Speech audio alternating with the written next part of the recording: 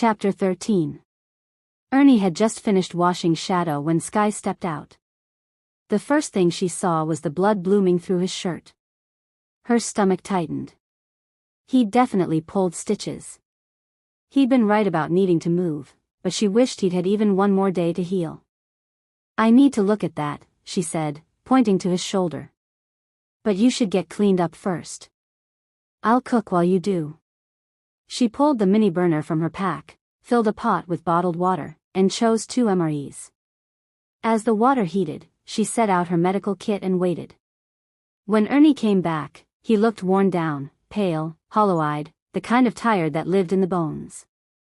Sky dug out pain pills and antibiotics, handing them to him before pouring the hot water into the MRE bags. The office had an old couch and not much else. He needed rest more than anything. She handed him his meal. "Careful, it's hot." "We packed the plates." "Eat, then I'll check your shoulder." "Did you know it was bleeding?" Ernie set the bag in front of him and ate with his good arm. "Yes. But it didn't stop what needed doing." Sky nodded. "You could have said something." Not accusing, just truth. She checked her watch. They hadn't made it far at all. If the rest of the trip went like this, it could take months, not hours. Ernie only nodded. He knew he should have said something, but after years alone, he still wasn't used to being accountable to anyone. They finished eating in silence. Sky used her empty bag to give Shadow food, then filled Ernie's with water for the dog. As Shadow ate, Sky approached Ernie. Pain was etched across his face, his breathing a little too tight. She felt a faint tug in her own ribs, familiar now, almost expected. He peeled off the blood-soaked shirt. His breath hitched with the movement. Sky felt the sting in her own shoulder. The stitches were torn, but the skin underneath had mostly held. It was better to remove them now than try to sew through damaged tissue. "I'm going to take the stitches out," she said, sitting in front of him with sterile scissors and tweezers.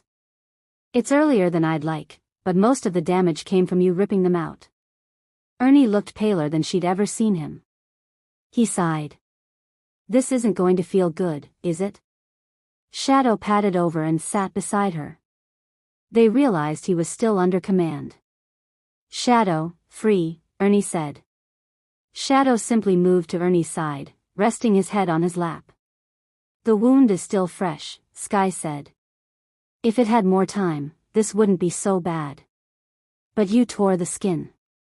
My guess is this is going to hurt. Will you be okay?" Ernie nodded. "Let's get it over with." Like every other field treatment he'd endured. Sky leaned forward and cut the first stitch. Ernie grunted at the sting. Sky felt the echo, a tight flinch in her own shoulder and jaw. She didn't dare look at his face. If she did, she'd stop. She felt every wince through the bond, but dragging it out would only make it worse. She worked quickly, removing the shoulder stitches one by one. When she finished, she reached up automatically, brushing his hair aside to check the wound along his scalp. The stitches there were still in place, older, cleaner, healed enough. "They're ready to come out too," she murmured. "Your head. They've healed." Ernie blinked at her, exhausted. "Do it." She hated hurting him, especially now, when he was already worn down, but leaving them in would only irritate the skin. She snipped the first stitch. He winced, jaw tightening. Sky felt the sting flicker through her own temple. She kept going, quick and careful, trying not to look at him because if she did, she'd stop. When the last stitch slid free, the wound looked clean, the skin sealed. "There," she whispered. "Much better." Shadow nudged Ernie's knee as if agreeing. Sky moved behind him to check his back. Her hip and arm protested the shift, and she felt the faint echo of his exhaustion settle into her bones. He'd torn several stitches there too. "This was pretty intense," she said as she removed the last of them. "We're pushing it by taking them out this soon. We'll have to watch everything closely." She cleaned the wounds and applied fresh bandages. Ernie let out a soft, pained laugh. It's not the first shot I've taken. Doesn't get easier. His eyes drifted, distant. I was long-term Army. Until about 2 years ago. PTSD. Sky watched Shadow press closer to him. She knew exactly where he'd gone earlier, during the shooting, and after. She didn't comment. I still have nightmares, Ernie said quietly. Shadow helps. I didn't want to be on a bunch of meds. He's my best buddy. So Shadow wasn't just a companion, he was a working dog. Sky watched him try to hide the pain. He was a strong man.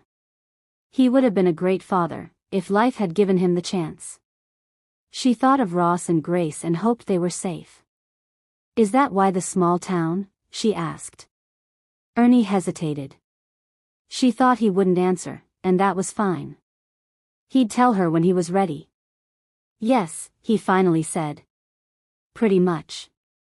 I couldn't deal with my PTSD at first. Civilian life was hard. I didn't go to school. Didn't have a skill besides shooting.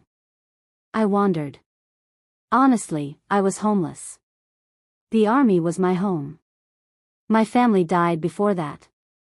So there was nothing to go back to. He paused, breathing through the pain. Sky felt the tightening in her own back muscles.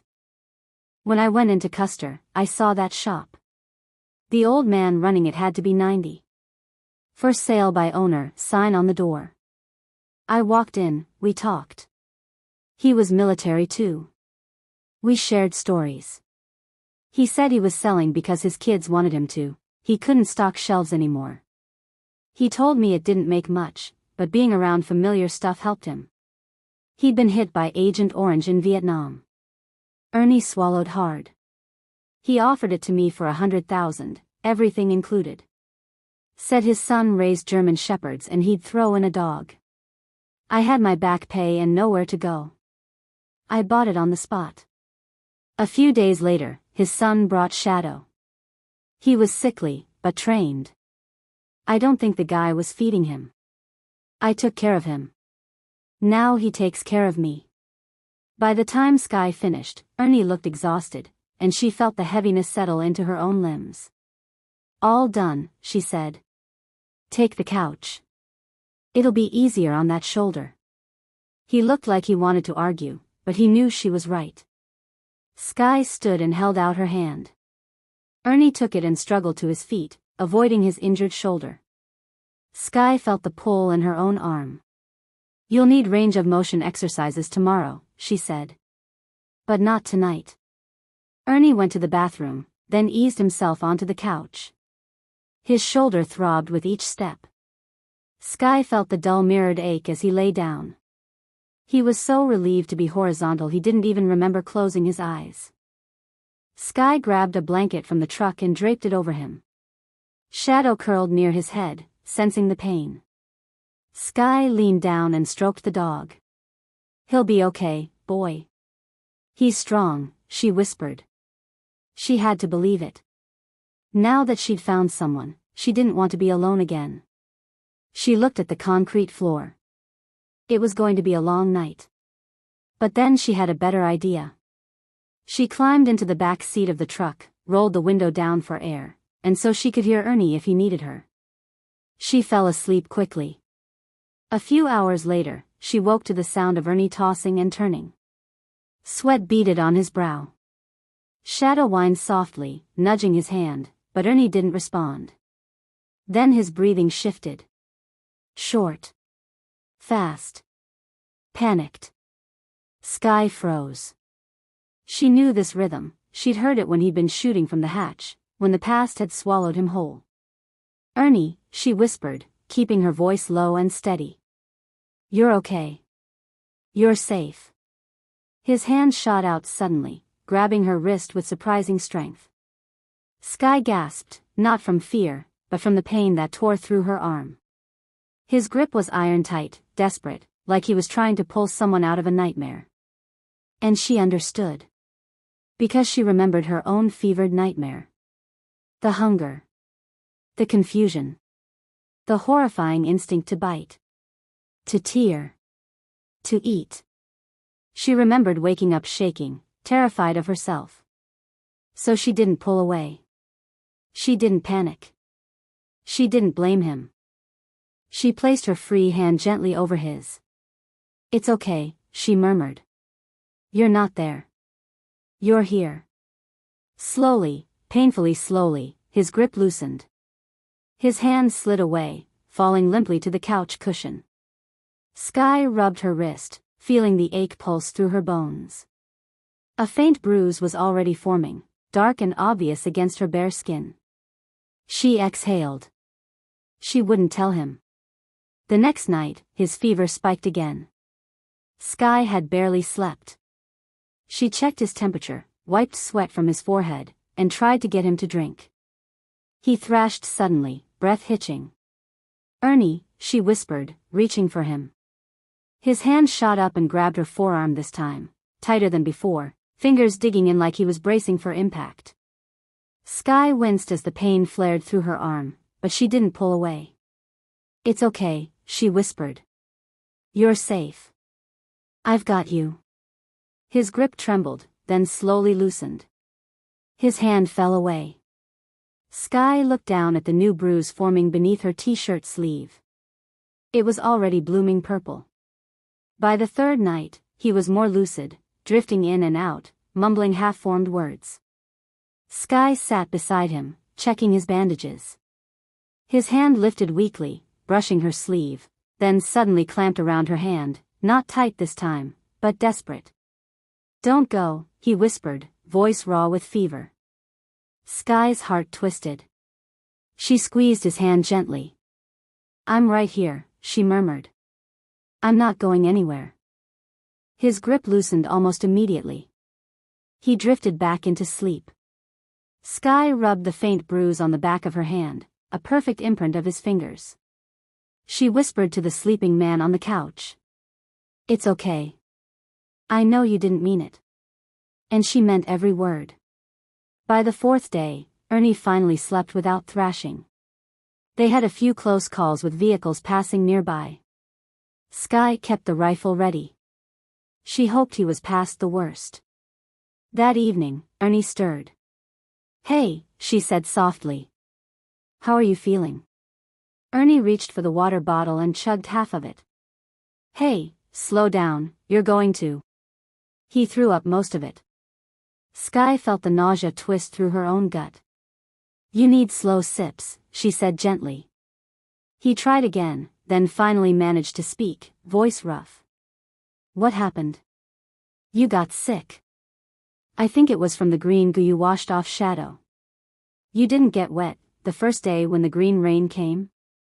Ernie laid back. "No." "Then that's what it was. Listen, we need to go. Someone's been driving around out there. They've gotten close. I don't think we can wait." Still pale, Ernie asked. "How long have I been sick?" 4 days. "You went through the same stages I did." A vehicle crept by on the next street. Ernie knew he was too weak to help if something happened. He struggled to get up, grabbing the rest of the water and his bucket. He staggered toward the truck. Sky felt his weakness in her own legs. He barely made it into the back seat. He was weaker than she'd been, maybe the blood loss.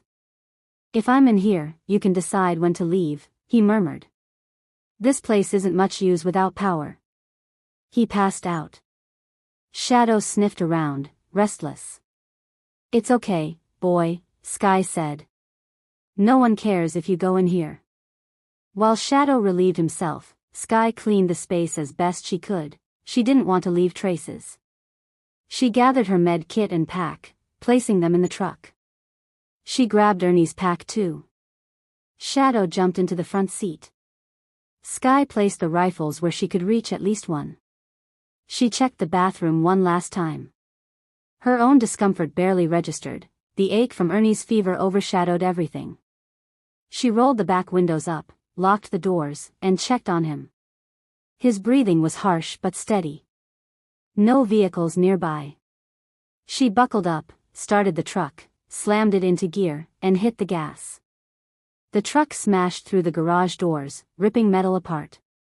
Zombies stirred nearby, drawn by the noise. No turning back now. She made several turns to throw off any pursuit before heading toward the first of Ernie's designated safe zones. Despite the noise, Ernie didn't stir. Skye could hear his breathing, shallow but steady. She felt the faint pull of each breath. She drove safely but fast. Vehicles echoed somewhere miles away. She made several detours before finally connecting with the road they needed. Skye's exhaustion was obvious, but she stayed focused.